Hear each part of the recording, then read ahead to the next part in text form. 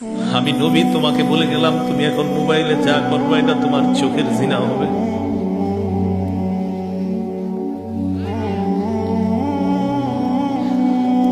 অনেক মানুষ প্রতিদিন এই গুনাহে লিপ্ত হয়, চোখের জিনা করে।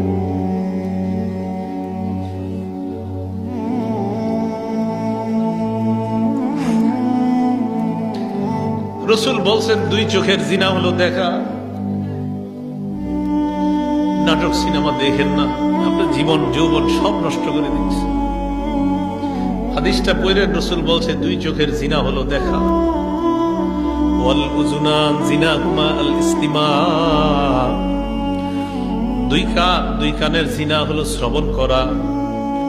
একটু বড় মোবাইলে আপনি ঘন্টার পর ঘন্টা যার সাথে কথা বলবেন, আপনার নবী বলছে ডাক দিও উম্মত, আমি নবী বলে গেলাম তুমি এখন মোবাইলে যা করবা এটা তোমার কানের জিনা হবে।